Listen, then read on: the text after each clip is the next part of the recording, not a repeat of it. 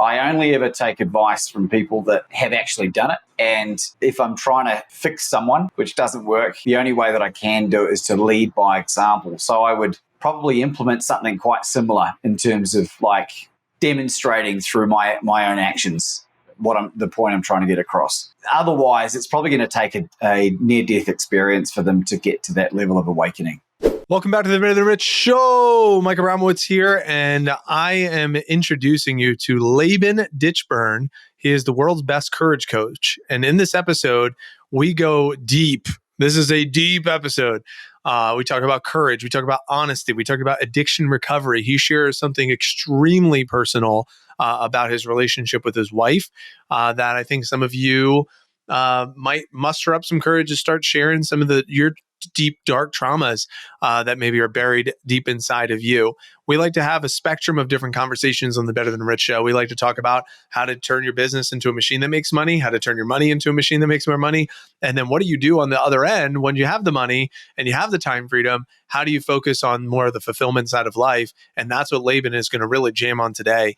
I think you're going to love this conversation with the world's best courage coach, and he has an awesome, fantastic Aussie accent with Laban Ditchburn on the Better Than Rich Show.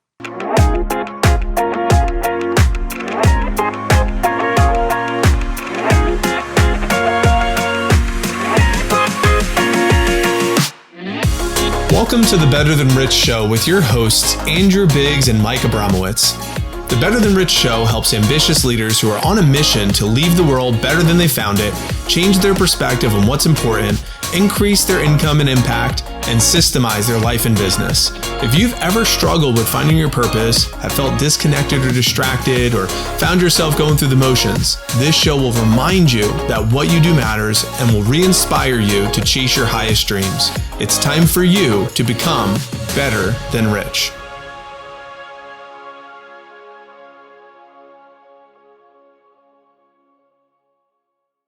Welcome back to the Better Than Rich Show. I'm your host today, Mike Abramowitz, and we are here with Laban Ditchburn. Laban, welcome to the show, brother. Better Than Ditchburn, maybe, is the new show. Good to see you, Mike.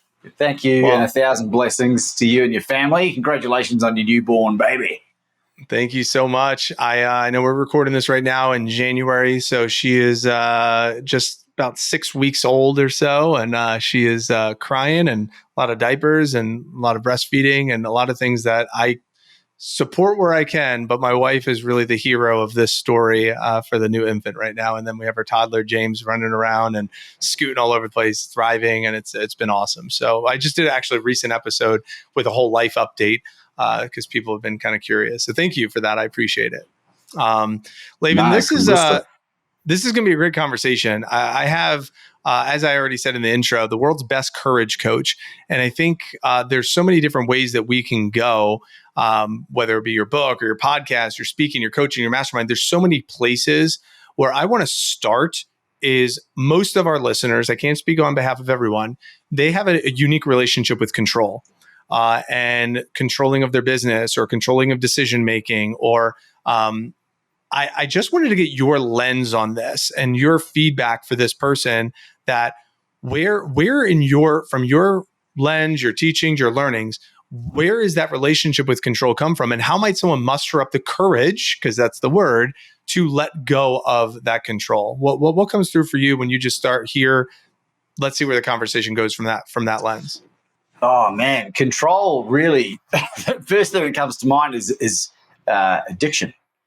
And addiction in all its forms. And it's a topic that's very near and dear to my heart, Mike, because it's something that I struggle with for a very long time. As I sit here at time of recording, it'll be 7 and a bit years since I last touched a drop of alcohol. Just gone 8 years in December 2023 since I gambled on anything. Drug use, about the same distance. Like I really gave it a good wallop. And in fact, if Charlie Sheen and Fear and Loathing in Las Vegas made a baby, that might have been me for many years. As a Fear and Loathing in Las Vegas kind of thing. But control when I think about that journey of recovery, and I never had to go through any 12-step program, I was very fortunate in the manner in which I did it. The more that I let go, the more control I got, is what's coming to me. And for what that might look like from a practical term would be, the moment of rock bottom for me was reaching out for help. And for me, I got access to the Gamblers Helpline. I was a pathological gambler, absolutely no doubt. And when I rang the Gamblers Helpline for the very first time, the lady that took my call, her name was Mary, and I'll never know her last name, Mike, but let's just call her Magdalene, because she was a guardian angel, whether she realized it or not. And she spoke to me about the incredibly high rates of suicide that problem gamblers experience versus all of the other addictions, because how quickly they lose everything. And that really put the fear of God into me at the time, and I submitted and relinquished control of one part of my life and got access to this gambling psychologist, Lee, this lady who listened to me really for the first time without judgment in my entire life, and gave me the space that I needed at that time to start the healing journey, to let go of the control, the stuff that really wasn't controllable, and to de-learn and then relearn the functional behavior, which was the catalyst for being able to successfully lose interest in those things and not be at the mercy of willpower. We're going there. Laban, I'm going to peel a little layer back even more. And I agree with you. I like your definition that if someone has a struggle with control, then they have a struggle with addiction. From your lens, where do you think the addiction is coming from? And for some people, is it, and you said the courage to let go, I think is great, but why is someone having addiction in the first place? You could go from your lens or from what you've taught and seen in other people, but what is someone trying to escape from that they're trying to offset with that addiction? What would you say to that? Well, I'm going to share from the best of my knowledge. It's not anything that I've spent 30 years of my life dedicated to. This is a lot of it's intuitive, so forgive me if I head down the wrong path with any of this. But for me, Mike, I really suffered the effects of a very dysfunctional divorce when I was 3.5.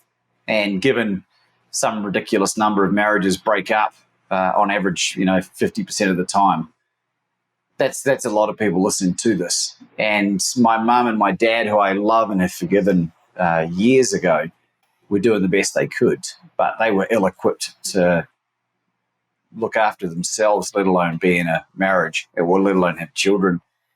And the kids were used as bargaining chips with some of the stuff. There was custody battles and visits to foster homes and all kinds of crazy stuff. And I'm an empath of sorts, and I took a lot of that on way worse than my two brothers, Heath and Josh.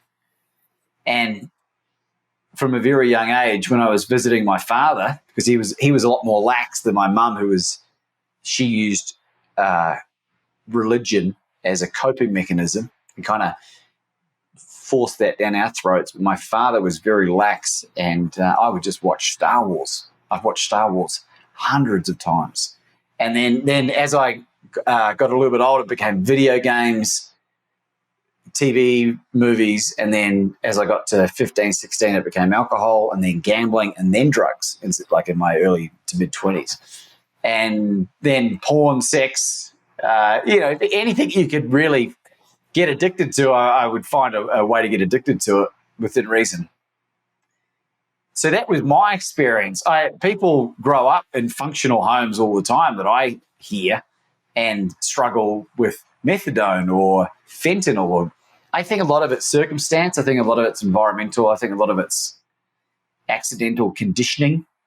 I think there's not just one doorway through to this addiction journey, but whatever the reason for ending up, I really do believe that figuring out the reason why you are escaping and learning how to undo the cause of that is a very powerful mechanism to the healing journey that doesn't have you relying on support groups and not that I have any problem with this, but like on AA and AA meetings. Would you say that a lot of our past as humans creates the trauma. And that trauma, whatever we're overcoming, is what we're attempting to use the addictions to escape from some of those traumas. Yeah, it's interesting. If I could share something really personal about my wife, Anna, who is the most incredible epitome of the opposite of what I'm talking about, who suffered immeasurable abuse growing up in Russia.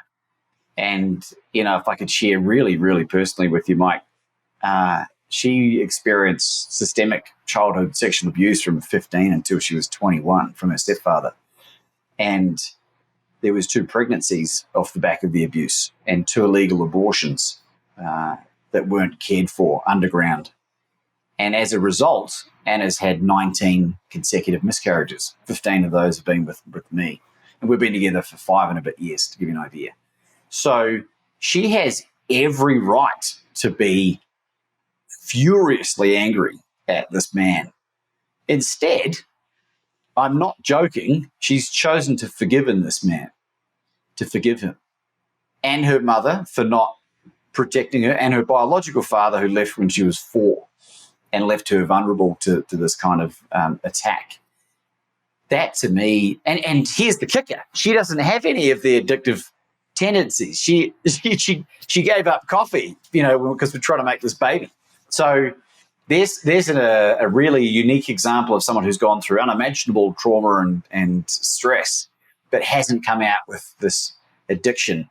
One would argue that she was self-proclaimed perfectionist, which you could claim as an addiction, I suppose. But really, that's the extent of it.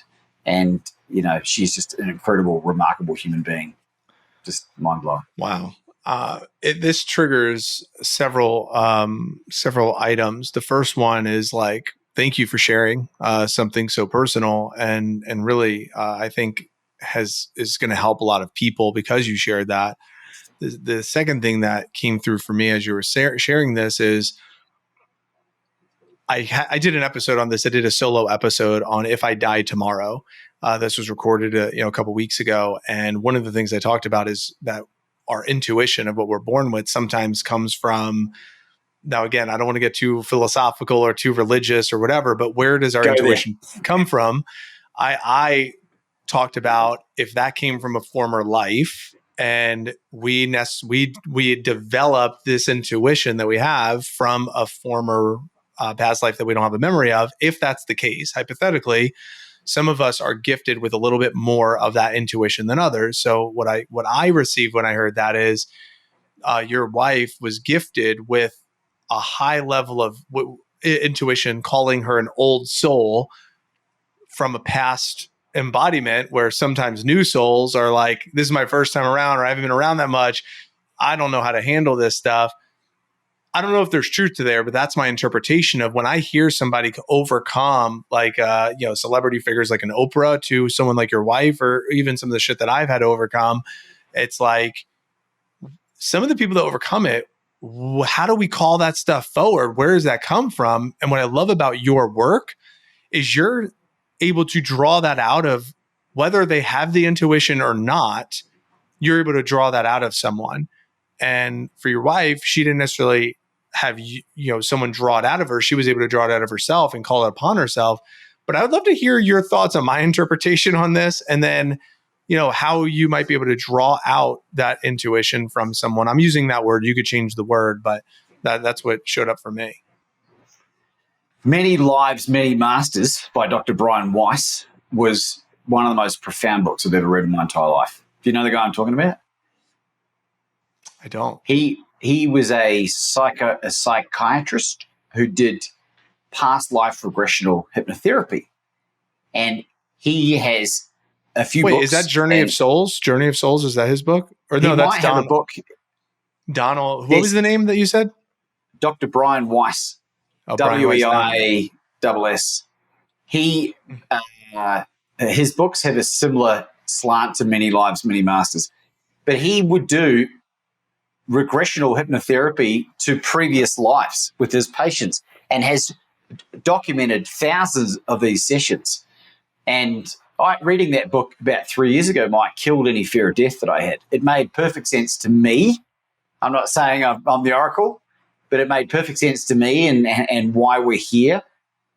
My wife, interestingly, of all the modalities that she used to heal, hypnotherapy was the main thing for her. And she has been doing past life regressional hypnotherapy with some of her clients. She's also been experimenting with forward life hypnotherapy, which is starting to get to an area that, like, I'm out of my depth. So I am on board, and I'm a big believer of being able to heal intergenerational trauma, which is exactly what I think you're talking about.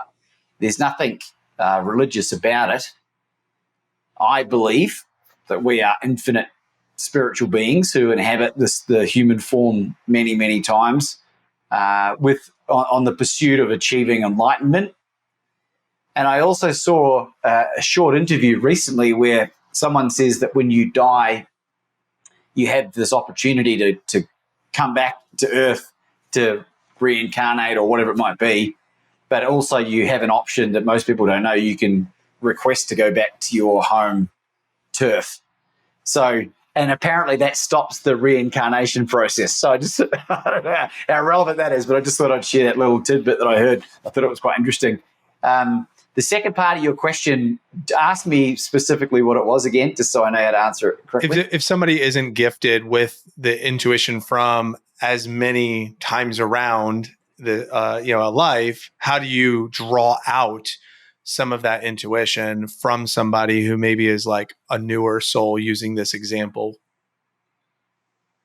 That's a really interesting question. I don't think I've ever been asked that before in my life. What I would do is what I do with everything else in my life is I only ever take advice from people that have actually done it. And if I'm trying to fix someone, which doesn't work, the only way that I can do it is to lead by example. So I would probably implement something quite similar in terms of like demonstrating through my own actions the point I'm trying to get across. Otherwise, it's probably going to take a near-death experience for them to get to that level of awakening. And that's the first thing that came to my mind. It's like you hear these people that are hardcore atheistic and then they have a heart attack and they hover above their own bodies and then come back to life, and all of a sudden they quit their boring day job and go live a life of purpose. So I don't know if you're talking about that level, but that's what I would do. It's great. Let's camp there for a little bit, because now we could get into some sort of practical, if that is where a listener could potentially be, or if there's someone that a listener is, has someone in their life that is feeling a little stuck.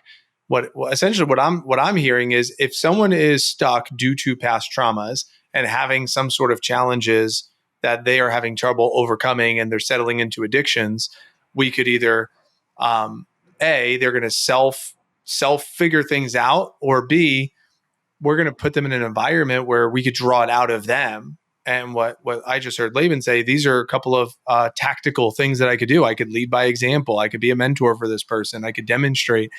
Maybe what I really heard there is put them in a position where they have a near-death experience, right? But maybe not.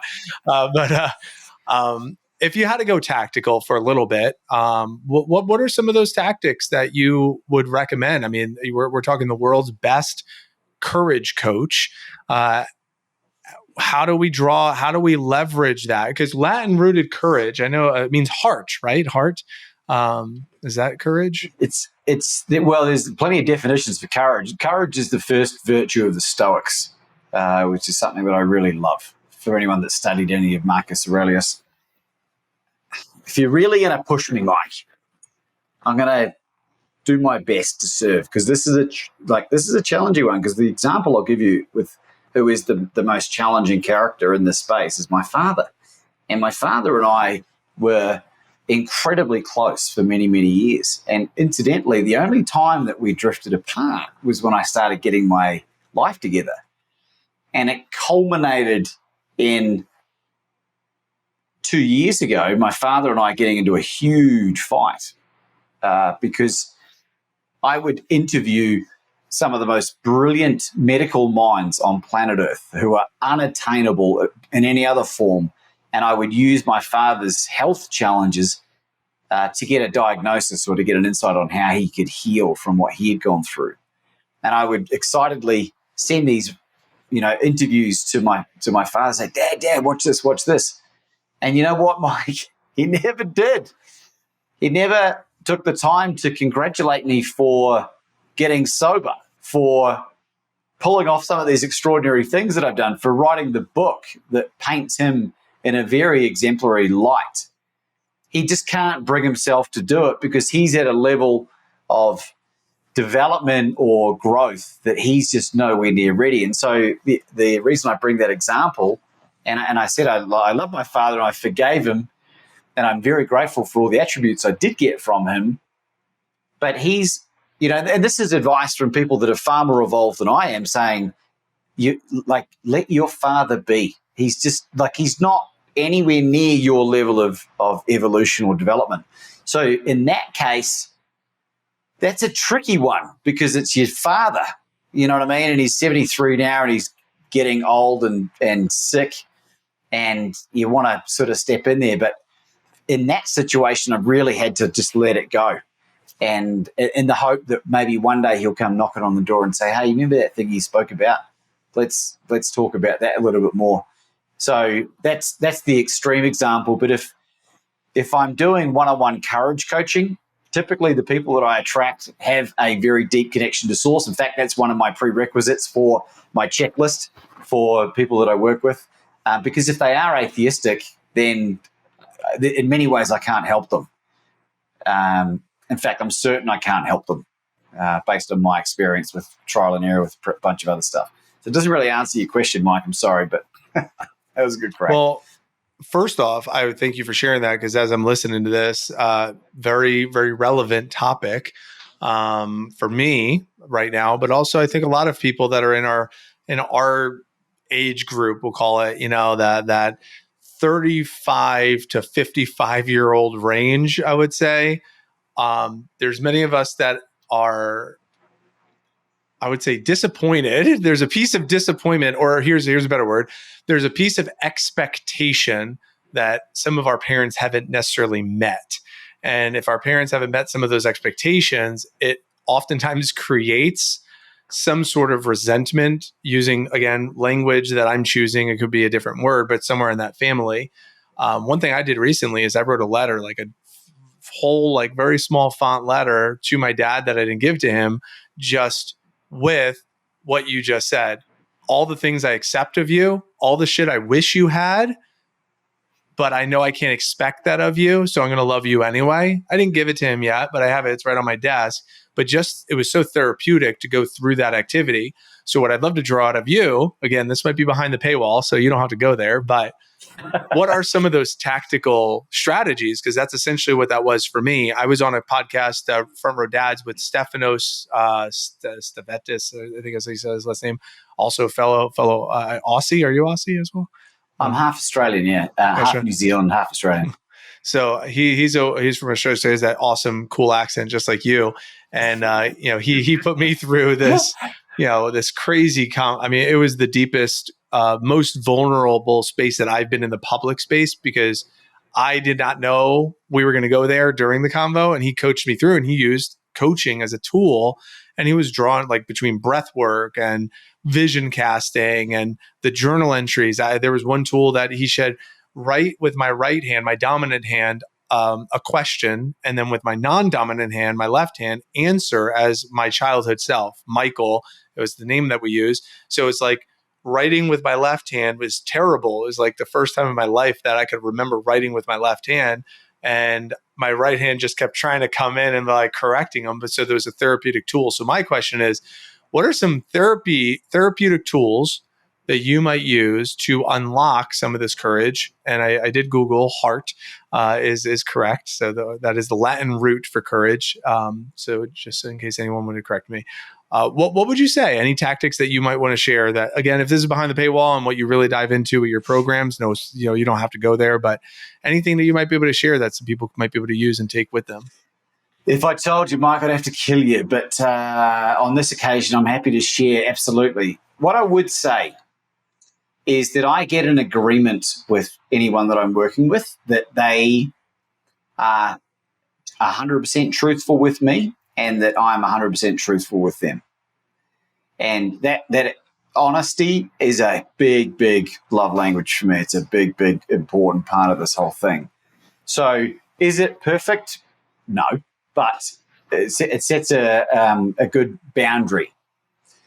A lot of the questions that I would typically ask are around, and you would have heard these before as well, or maybe you haven't, but what's life going to look like a year from now if you keep doing the same thing? And then you can shorten that to 6 months, 3 months, a week, depending on what it is. And start, as soon as people start thinking for themselves, well, my life would be a nightmare, then you can go to the next stage of the questioning. And the work that I do is about allowing people to see possibility for themselves. So without judgment and without berating or attacking people in any way, I will, with their permission, put them out of their comfort zones to the best of my ability. And they as a result will get to experience growth at a rate maybe 100 times faster than what they would have done for themselves. So we're just all about compressing time. So the people that I end up working with are usually very successful people that are time poor. So just to give you a caveat, I use the power of humility and resource in a lot of these scenarios. And what I mean by that, Mike, is that I am humble enough to know that I know very little about a lot of things. But I'm very, very well researched. I've read, after reading one book a year, I've read, I think, close to 700 books in the last 6 years, thousands of hours of podcasts. I couldn't tell you whatever else, articles and all the other stuff in all different areas of stuff. And I have a knack for being able to reference a particular reading material that might help someone with a particular gap. And so the example that I will give you is that when we're talking about forgiveness for fathers, when I did have that fight with my father, I wrote a blog post about it on LinkedIn, and a friend of mine, this guy Carl Fix, who lives in Connecticut, put a link to a book by Dr. Fred Luskin, which is called Forgive for Good. And Dr. Fred Luskin founded the Stanford Forgiveness Project, for those who haven't heard from him. And he was responsible for reuniting the most atrocious acts with forgiveness. And, Auschwitz camp survivors forgave the camp commander, an IRA bomb blast survivor, the mother of a dead child, forgave the soldiers. And I read that book after posting that article. And then I reached out to Fred Luskin and I brought Fred Luskin onto my podcast and used my father and I situation as a resource to get a solution to it. And it was his advice that helped me put together this healing and forgiveness program that I did with my father. It sounds very official, but that's kind of the style. So it's very, very it's very bespoke. So that's why it's never a one size fits all when it comes to coaching. But hopefully that helps. I think it helps a lot because part of the piece of forgiveness, the way I received it, same thing that I've already shared, is when we could forgive, again, courage with our heart, forgiveness is also in our heart too. What I have found from my lens is I don't project my own expectations onto the other person if I've forgiven them. But if I have not reached that place of forgiveness for someone, then I oftentimes project some sort of insecurity or expectation onto the other person. And that's on me. That's not on them. It's not on my father to repair himself. It's on me to forgive and reevaluate my own stories that I'm telling myself. And forgiveness is a really great tool there. Anything else you want to share on that? Because I'm going to take a little pivot in a small, different direction. But is there anything else you want to kind of unpack or share or discuss with what we've already talked about before I kind of go in a slightly different direction? The only thing I'd really quickly say is that, this is a very nuanced thing, and the relationship with my father and I wish was better than what it is, but it's not. And I had to let go and take all the expectations of what I thought this, now that I have my father back in my life, I was like, I want this father who's going to, be the strong masculine energy role model of my life. And he just is not that man. He just doesn't have the capacity. So I've just got to let him go and love him for who he is and what he gave to me. I guess that kind of ties in a little bit here. I want to talk a little bit about honesty, because I think some people that are listening say, I withhold the truth in order for me to not hurt somebody's feelings. And that, I feel like that kind of ties in a little bit, but it's a little bit of a different direction. And I would love to get your take on this. Like, how would you, what would you say to that person? What would you say to someone that I'm going to concede a little bit. I'm not going to create an argument. Why not? Right. Why create an argument? I'm just going to avoid confrontation. This is a real bugbear of mine. And honestly, just being honest, the first thing that came to my mind was I imagined myself beating this person to a bloody pulp. I'm just being honest. I don't know where that came from. We all have these dark shadow sides and stuff. I'm not a violent guy. I haven't had a fight since the 90s. But what gives the person the right to make that decision for us? And the example I'll give you, Mike, is I heard recently, for anyone that's paid any attention to any of Joe Rogan's stuff, he quite often has people on there that have worked at Area 51, have experience in UFOs and unidentified flying, whatever. And they're saying that the reason that they haven't revealed all of the technology and all the other stuff to the world is because it'll collapse human civilization, religion will disappear as we know it. And whilst these sound like pretty dramatic things, wouldn't people far prefer to know now and deal with the consequences of that than continue to go on and maybe invest time and energy into something that just isn't real? And I'm not at all discounting, religions or spirituality. Like, I don't know what they're planning on revealing or not revealing, but I just want to know. I want to know the truth so I can make an informed decision, is my whole mantra on life. And so another powerful example of what happens when you can tell the truth is when Anna and I got together, my wife. I was 38 when I met her, Mike, and she was the woman that I knew I wanted to meet my entire life, but it was really beginning to think I wouldn't. And, smoking hot Russian and Japanese mix. And I had read a book by Mark Manson called Models, which is Attracting Women Through Honesty, which I read in 2017. Anna and I met in 2018. And I'd sort of been sampling this with a couple of girls that I'd been dating before I met Anna, and it had been well received. So when Anna and I got together, I was like, right, I'm going to get all this out of the way. I said, you can ask me anything you want about my life as long as you're happy to hear the answer. Now, boy, howdy, did she take me up on that, Mike. And she asked me everything. And I had to reveal some parts of me and my life that people knew about, but I didn't want my wife to know. And when she found out at the time, it was like the relationship could have easily been over, but Anna accepted me for who I was and what I'd gotten up to. And then eventually, we had this incredible trust bond that had been formed. And it was a year later that Anna opened up to me about what had happened with her stepfather.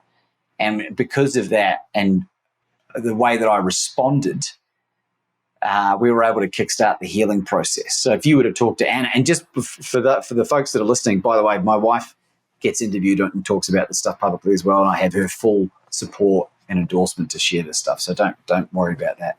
But I was definitely going to ask that, by the way. That was one of my things I was going to ask. Yeah, sorry, love. Yeah, exactly. So that, she attributes me being so raw with my honesty and vulnerability to giving her the confidence to share with only the second person in 20 years what had happened to her. And for me, that blows any excuse out of the water for why people should be keeping stuff to themselves. Well, here's I'll give a different frame, and I'd like to hear your response to this. Someone might say, there was a survey. If your spouse was cheating on you, would you want to know? And the high response rate on the survey was like, yeah, of course I would want to know. But what's interesting is we want to know, until we experience the consequences that comes with knowing. And I think that what you said, I'm happy to share with you, but you got to receive what I'm going to say to you. And I don't know if everybody would want to, if everyone's ready to receive what is going to be on the other end of the honesty. So it's like, yeah, be honest with me, on that question. But then if I get the honest answer, but I'm not in a place emotionally to receive the truth, what do you say to that person? What do you say to that person? Say, let's be honest. I'm going to be honest with you. And then you're reciprocating, be honest with me. And then I'm not in a place to actually receive your honesty. That is, obviously there's some hypocrisy there, but I'd love to hear you kind of riff on that a little bit, because frankly, then there's the other aspect where it's like, no, I don't want to know if my spouse is you. I mean, we have a great relationship. We're thriving. I don't need to know that shit. Just like, let's keep it as it is. And if that person's doing whatever they're doing, that's on them, not on me. I like what we got. I'm just going to settle into what we got. I don't need to know. And there's like a little bit of a naive, ignorant type of ignorance is bliss type of approach there, that some people might say, yeah, I'd rather be there. But, go wherever you want with that. Dude, it's one of the best questions I've ever been asked, because it's so critical thinking. Like no one's ever asked me that before.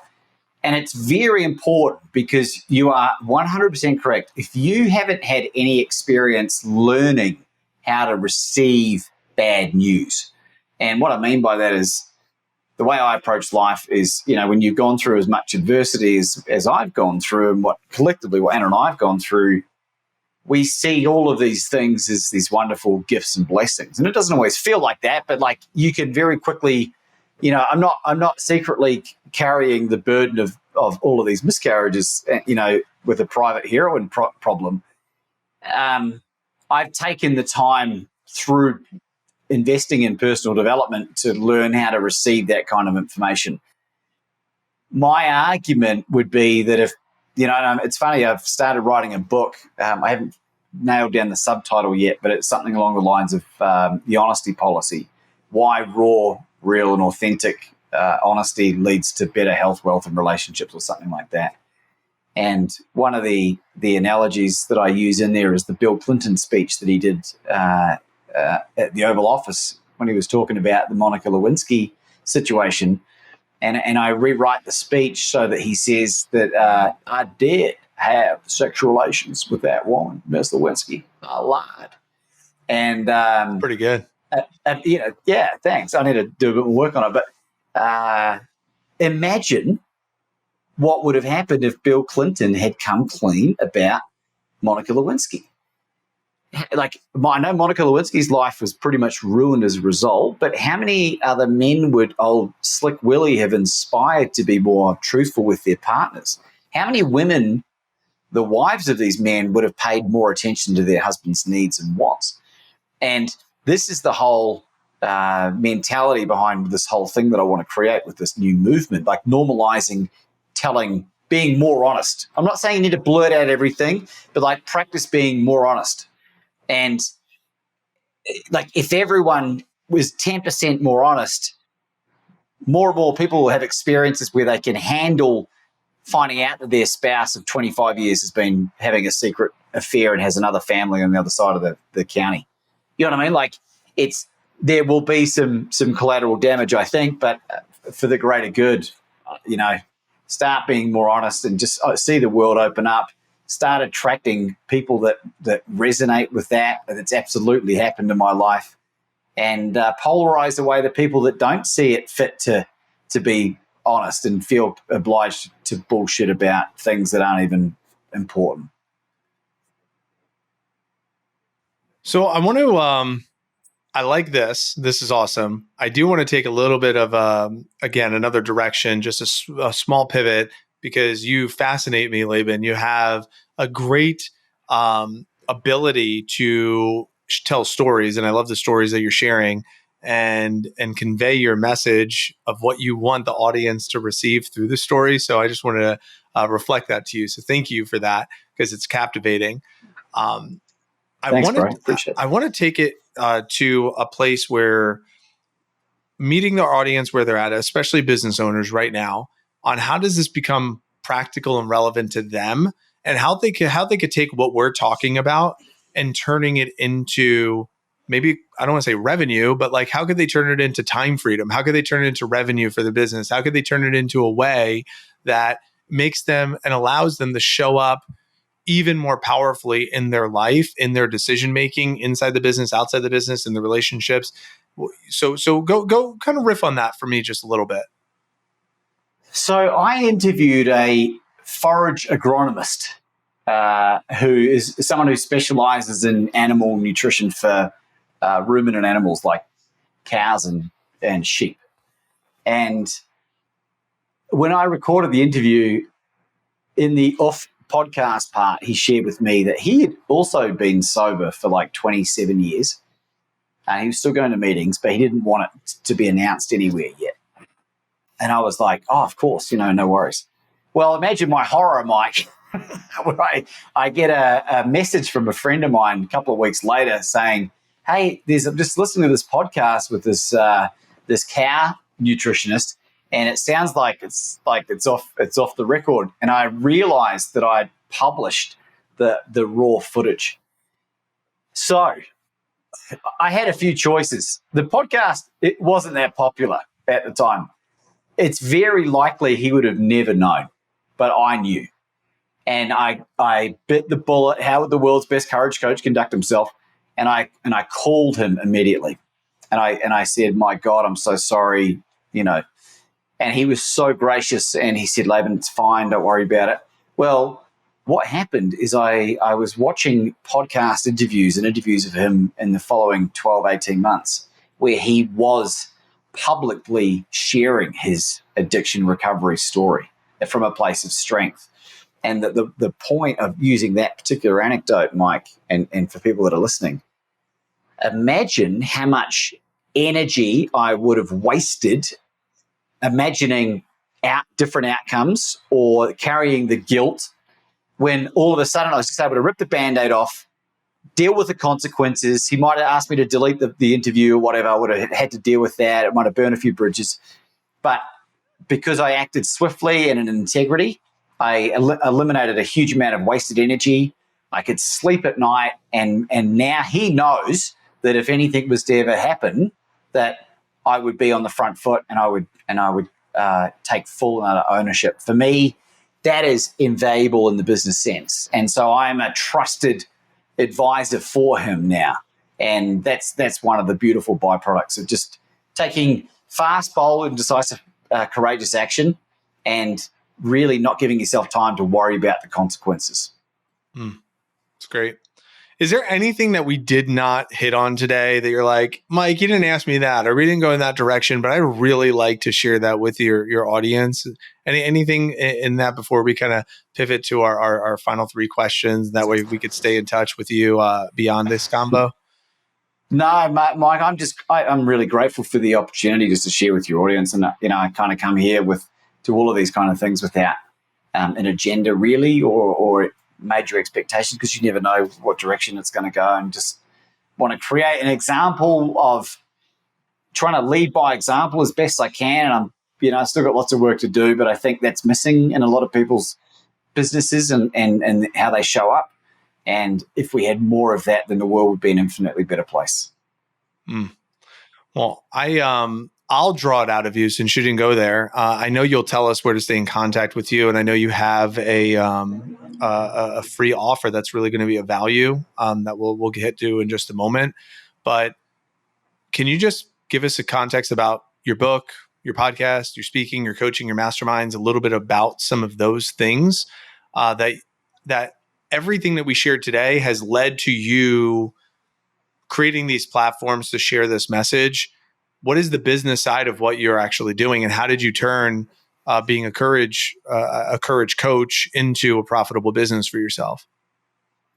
Well, the world's best courage coach is a declaration to the universe. It's how I show up in the world, and it's a really great icebreaker. So when people meet me at an event, and they've introduced me as Laban, hey Laban, what are you doing? I'm the world's best courage coach, and 99 times out of 100, that elicits a wow, what does that look like? And then I can just say with the clarity, well, I teach people how to take bold, massive, and courageous action so that they can facilitate their own miraculous outcomes. And I do that through my speaking, my podcast series, which has Become Your Own Superhero, my book, Bet On You, my group coaching, the masterminds, and the I think that's it. And the speaking that I do. And really, that's the simplicity of it. And the declaration about the world's best courage coach is designed to trigger and polarize people. That's a conversation for another day. But that's the long and short of it. So it invites to prove it. It invites, oh, you are the world's best, huh? Yeah, you better show me, right? What are your accolades? What are your what have you actually got done to prove this shit, right? I could be wrong, but no, you're very right, and it's you can't go around making a declaration like that unless you are prepared to back it up and live in integrity. So that's the beauty of the accountability that it keeps me in, and so as a result of this courage declaration, I'm quite well known for my cold calls to famous people. Namely to bring them on my podcast. And then what happened off the back of that is I developed relationships with these people, as I'm sure you have through some of your podcast guests. Give me one story of something that came from that before because you've piqued my interest with another story, Laban. So give me a name that everyone might know, and then give me an ultimate failure. Like you're like, this one fucking bombed, it blew up in my face, or it didn't go the way I planned. And then give me a success of like, this one actually went really good. So you could go whatever direction, but I think it'd be fun to hear the blooper reel, but it would also be really cool to hear a success story. Okay. So the one that didn't go so well was my book, which I'll talk about in a minute. One of the endorsements I got was from Mark Victor Hansen. Mark Victor Hansen and Jack Canfield co-wrote Chicken Soup for the Soul. He wrote 1 Minute Millionaire. This is Mark Victor Hansen I'm talking about. But I interviewed Jack Canfield and afterwards, and we had a powerful, powerful podcast connection. So much so that I was imagining getting the double whammy, getting the Chicken Soup for the Soul crew to endorse my book. And at the end of the interview, when we finished and I developed plenty of rapport with Jack and served him at the highest level, I said, Jack, what would need to happen in order for you to write an endorsement for my book? And he said, you'd have to send it to me. I said, okay, can I send it to you? He goes, when do you need it by? And I gave him the date. He said, yeah, that can work. For context, I had been sharing with Jack how I had lost a heap of weight using an animal-based diet. I used a carnivore diet for 3.5 years to heal some autoimmune issues that I was dealing with. And he was very curious about it. So he said, send me the book, send me all the information around the diet, and we'll come back to you. And a month goes by, and I haven't heard anything back. And I send him an email. I go, hey, Jack, how's it all going? And he replies back, I'm eating more beef and fish and chicken. Like, that was it. And I was like, oh, that's great. How's the endorsement going for the book?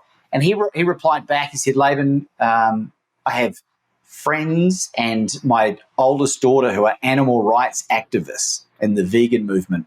And the carnivore diet is not something that I know about. Unfortunately, I have to say no. Now, for anyone who's read the book, it's nothing to do with the carnivore diet. It's an addiction recovery book. It's a memoir self-help book with these 3 pages where I talk about the dietary shift that I used. So I was crushed, but I realized later on that was just a necessary, part of the journey. That's funny. Success. By the way, that's a good story because you used one way to create a memory and a moment with the guy, but that memory and moment wasn't what you wanted to be remembered for. Which is quite interesting. That's happened with me many times because I fed the homeless. We did 100,000 meals for PB&J for Tampa Bay. So people started learning as I'm Micah Abramowitz, the guy who feeds the homeless, versus I'm Micah Abramowitz, the guy that's in helping business owners with systems and virtual assistants. So people would come to me and be like, hey, can you help us feed the homeless? I'm like, we just make peanut butter and jelly sandwiches once a month. I'm not like an activist for this thing. So it's like, creating a reputation that's actually really relevant, almost like a branding type of relevancy for some people that are listening. And that's what I got for that. So thank you for that blooper reel. Give me a success one. But there's still a lot of success in that, what you just shared, by the way. Jack Canfield, the power of focus is fantastic. So, and I don't mean to drop names. I don't mean to drop names. Please, no, drop them. Drop the names, please. But it's more relevant when there's people that you've heard of, right? So exactly. Long before Jack Canfield came along, Mike, I had done 7 episodes of my podcast. This is in the middle of lockdowns in Melbourne, Australia at the time. We live in Medellin in Colombia now. And I knew that I needed to get some big names. And because of a failed recruitment business that I attempted in 2019, I got used to cold calling CEOs. And I got a hold of some software, which you can write this down, business owners. It's really good, called Lusha, LUSHA.com. And it's a plugin that goes in over Chrome, Google Chrome. And especially on LinkedIn, it reveals email addresses and phone numbers of people that you might want to cold call and reach out and connect with. I used this to get a hold of Les Brown, the motivational speaker, for those who don't know. And Les had gotten me through some pretty dark periods in my life, Mike, years before this. And I was like, I'd love to have Les Brown on the podcast. So I rang him one Saturday morning when I'm in bed, butt naked, back in Melbourne, freezing cold May morning. He picks up the phone and says, "Hi, Les speaking," in that big, beautiful chocolate voice of his. And I said, "Les Brown?" like I had to ask. He said, "Yes, it is." I said, "Les Brown, it's Laban Ditchburn from Melbourne, Australia here." He said, "Oh, hi, Laban, how can I help?" I said, "Les, I'm a huge fan of you and your work, and I'm also the host of an incredible podcast series called Become Your Own Superhero that had 10 subscribers at the time." But he didn't ask how many subscribers that I had, so I didn't tell him. But if he had, I would, but he didn't, so I didn't. I said, "Les, I'm a huge fan of you and your work, host of the show, and I'll be honoured if you came on and shared your amazing story when you're available." He said, "When are you thinking, boy?" And I said, "To be honest, Les, whenever you're available works with me." So we teed it up for Tuesday midnight, 4 days later. We get on there. I nearly missed it. Thanks to my wife, she reminded me, and we got on there. And I asked him a question about what he thought of the name of the podcast, Become Your Own Superhero. And for anyone that's heard Les speak, he just absolutely humbled me with how he returned this response, right? I was just so moved by it, Mike, that I just verbally diarrheaed my story of transformation to Les. And he just listened with the patience of a saint for 5 minutes and let me finish, and then said, "Congratulations, Laban." I said, "Thanks, Les." He said, "Do you have a book?" And I go, "No, I don't." He said, "If you're going to be a speaker, you're going to need a book to help with your credibility." And I was like, "That's some really good advice." He said, "Who was the most influential person in your life when you were 5 years of age?" And I thought about it for a second. I was like, despite her many flaws, it'd be my mum. He goes, "Well, what attributes did you get from your mum?" And I was like, "Man, she was unconditionally loving and tenacious and spiritual." And he's writing all this stuff down, Mike, and he looks up at me and he says, "Laban, this is a God moment." He said, "I'm going to show you how to monetize your purpose." And for the next 10 minutes, he reads back to me a blueprint for this book he wants me to write called Bet on You. He said, "Laban, you're going to write the book, you're going to turn it into a keynote, you're going to turn a keynote into a 3-day retreat, and even if you muck this up, you're going to make 6 figures in the next 12 months. He said, "And I'm going to interview you on my platform with 4 million followers, and I'm going to write the foreword to your book." Now, this is in mid-May of 2020. And in a moment of utter insanity, Mike, I said, "Les, if you're going to write the foreword to my book, I'll have it to you by June 30, 2020. And never having finished high school or going to college, never having written anything in my life, I pumped out 33,000 words of the first draft of Bet on You and delivered it to his inbox as promised, completely changing my life in the process. And I now have one of the most powerful forewords of any book I've ever read, and I've read a lot of them from the great man Les Brown, and culminated in having dinner at his home in Atlanta in Georgia in 2022, back into the year. A surreal moment in my life. Very cool. I'm so glad that I asked that question and we got these two stories. So that's awesome. I just want to honor your time as we're kind of gearing towards the end of the episode. So we like to ask every guest 3 questions. They're short hitting, top of mind for you. Number 1 is, what do you think the world needs most today? Honesty. It's got to be more honesty. The world's craving it. It's a good one. Number 2, what are 1 to 3 books that you think people should read? especially for men, but men and women. This one is Facing Codependence by a lady by the name of Pia Mellody. I don't know if you know that book, Piamellody, I think. That was one of the most confronting books that I've ever read in my entire life, but it was a catalyst in my healing journey, Facing Codependence, Pia Mellody. No More Mr. Nice Guy by Dr. Robert Glover for men and women as well. And then the third book that you have to read on Audible in my voice is Bet on You, because if you like these stories, you're going to love the book. Nice. All right. Good plug I didn't there. mean to crowbar that in there, but Hey, why not? It works. It works. Yeah. No More Mr. Nice Guy I recently read. Great book. Thank you for that. And then a new one you just shared. So we'll put that in the show notes as well. Third and final question we like to ask our guests is, what does it mean to you to be better than rich?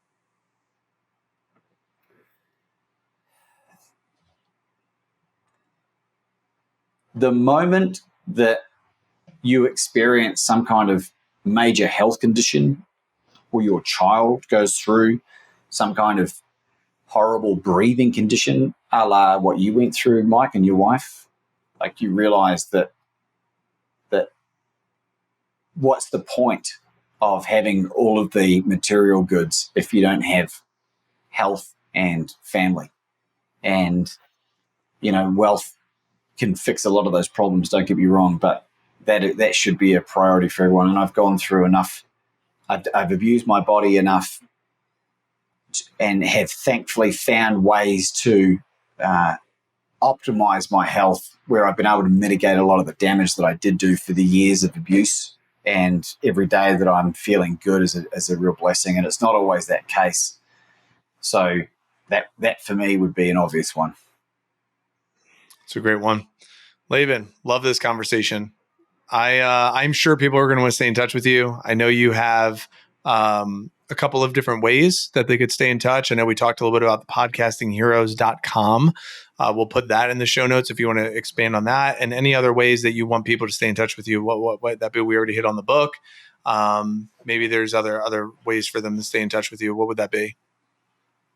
Well, firstly, I just want to say, Mike, I just want to acknowledge just how clever an interview you are. And I know you've done a few of these podcasts and been on the receiving end of a few, but it's a rare skill set and really kept me on my toes. And if you've been listening to this podcast for a while and you haven't gone out of your way to give this a rating or a subscription or to share it with someone that you really care about, get off your backside, display some courage, be honest, and he's doing the work. The boys are doing the work, right? So, I know what it's like to put a podcast together. It's a lot of work. It's a lot of work for not a lot of return on the surface of it, but it's a very, very rewarding thing. But otherwise, Laban Ditchburn is about the rarest combination of those names anywhere on planet Earth. So just punch it into the internet and see what bonanza comes up and whatever the universe leads you in the direction of. If you want to find me bad enough, you'll get me. Deal. And this free gift that you gave, the podcastingheroes.com, can you just kind of riff on what that is? So, this is only for a very select group of people. This is for people that want to learn the basics of reaching out and connecting with your hero, whatever A-list might be in your niche or niche. And so if you have a podcast or you got a YouTube channel, it can be very, very effective. But if you're a budding author and you want to reach out and connect with someone who is going to be the person who writes an endorsement for your book, maybe it's Seth Godin or maybe it's Jordan Peterson, whatever, like there's some techniques there that'll help you figure out that process. So it's a good wee taster. So that's what that's for. Great. Well, you could pick up Bet on You right on Laban's website. It's also on Amazon. I just looked. It's $9.99. Best of $10 you could get. I'm going to be picking up my copy. So thank you for sharing that. Thank you for sharing your wisdom today, Laban, and your time. And listener, as always, thank you for listening and supporting our show. Without you, we don't have a show. For those of you that have been following us for a while, you'll know that we're starting to send out some communication around our rebrand into Time Rich. And you might not know what that is, but I just want to make sure that you understand Better Than Rich is still our umbrella that we're under, but Time Rich is really our services that we're providing. We've had our AI-powered virtual assistant services for quite some time now, and it's a very long title. So instead of saying Better Than Rich, AI-powered virtual assistant services, we're going to call that pillar Time Rich, and we're going to be helping you with unlocking your time freedom through delegation. So if you want to spend time on working on yourself and unveiling your courage and spending time on some of the deep dive stuff, and you want a business to kind of run and get things delegated, I would book a free delegation plan with someone on our team. Right now, I'm doing them, and you could do that at betterthanrich.com/90-day plan. That's 90-day plan. We'll hop on a call with you for about 45 minutes and help you with your delegation plan to free up your time. So just a little side note for those who've been following the show for a while, that's what we're up to. And if you want to stay in touch with us more, send me an email, mike@betterthanrich.com. We're glad to have a convo. But as always, we'll see you next week, and leave today better than you found it. And we'll see you then. Thanks again, Laban. Cheers.